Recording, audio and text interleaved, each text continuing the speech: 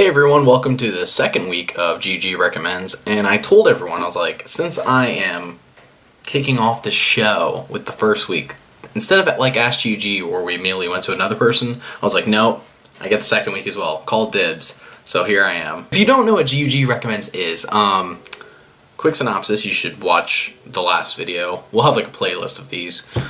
Basically, we recommend to you 3 things that you should check out. It could be books, movies, TV show, music, pretty much anything, video games, all that jazz. And it's going to be clean, it's going to be stuff that your whole family could watch, enjoy, whatever. And on Friday, just in time for the weekend. So, the first thing I want to recommend is the movie Grace Card, The Grace Card. And it's actually by this church in Memphis, Tennessee. And that already sounds cheesy. You're like, whoa. I'm like, it was just by a church, that's it? Trust me, this is on the same level as Fireproof, Courageous, all the good Christian movies. It's not big budget like Passion of the Christ, but they do have professional actors in it, so the acting's not cheesy. The cinematography is actually really good. That was probably my favorite part. They do some interesting things with it, and there really isn't a moment in the movie where I'm just like, this is really cheesy, except for maybe the very end. But other than that, it was a solid movie, and once again, just like last week when I recommend Courageous, this is actually a cop movie. That's just coincidence. That's not on purpose. But it's in my top 5 Christian movies of all time. So definitely check it out. For the second thing, I recommend the book Blood Moons Rising.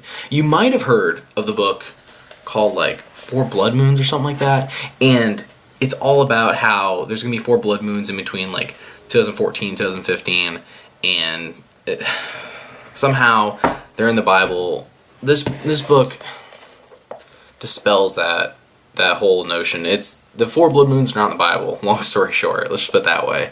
But he's very respectful. It's by Mark Hitchcock. All of his stuff's really good. He does a lot of revelation and end time kind of studying, and he's very intelligent, and you can tell that when you're reading it. And of course, I always recommend to do your own biblical research when reading stuff like this, because people can twist things and whatnot. Mark Hitchcock, everything I've said about him lines right up with the Bible. I've never had any issues, so great read. If you've read 4 Blood Moons, or you thought about reading it, I actually recommend reading this first, but if you already read it, read this as well. It's a great book. You can get it like Lifeway or whatever. The last thing I recommend is Lego City Undercover. This is a Wii U exclusive, and it's an open world Lego game, and that's just unheard of. I don't know of any other Lego game that's just open world, but think Grand Theft Auto, but with Legos, but rated E10.